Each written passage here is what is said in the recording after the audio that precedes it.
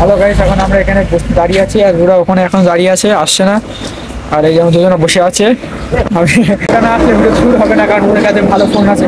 ওদের আজকে ওদের আইফোনটা দিয়ে ভিডিও শুট করবো। এখন পুরো এখনো দাঁড়িয়ে কী করছে কি জানি। আর টোল ট্যাক্সের অবস্থা দেখো, আমার মনে হয় না এই টোল ট্যাক্সটা চলবে। টোল ট্যাক্সের অবস্থা দেখো, এই যে টোল ট্যাক্সের অবস্থা কি এর ভেতরে সব ধুলো নোংরা কাজ পড়ে রয়েছে।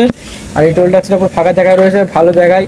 এরকম জায়গায় ভিডিও শ্যুট করলে অসুবিধা নেই, আশেপাশে কোনো গাড়ি ঘোড়া নেই, কোনো সমস্যা নেই। আর এদিকটা সেই এদিক গেলে বনগা, আর এদিক গেলে চাকদা, আর এই মাঝখানে চুয়াডাঙ্গার মধ্যে এই টোল ট্যাক্সের কাজও দেখো, দেখতে পাচ্ছ অনেকদিন আগে কাজ হয়ে আছে, কিন্তু এখনো চালু হয়নি।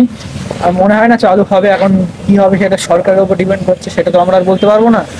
এখন চলো যাই। আর আমার গাড়িটা ওখানে রেখে দিয়েছি, গাড়িটা ওই যে ইঞ্জিন হিট হয়ে গেছে, ওই যে সেই জন্য রয়েছে।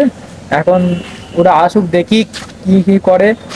আর রোদটা একটু কমুক, কারণ এত রোদে ভিডিও করা যাবে না। একটু রোদটা কমুক, ছাড় মধ্যে দাঁড়িয়েছে, রোদটা কমুক আর গাড়িটা ঠান্ডা হোক, তাহলে ভালো হবে আমাদের ভিডিও করতে। তারপরে ঠান্ডা হয়ে গেলে একবারে ভিডিও টিডিও করবো, করে এখান থেকে দেরি করবো বাড়ি যাওয়ার জন্য। আর আমার বেশিক্ষণ লাগবে না ভিডিও করতে, কারণ আমার একটা ভিডিও দেখি সেটা 4 থেকে 5-6 পার্ট নিতে হবে, ওটাই একটু সমস্যা।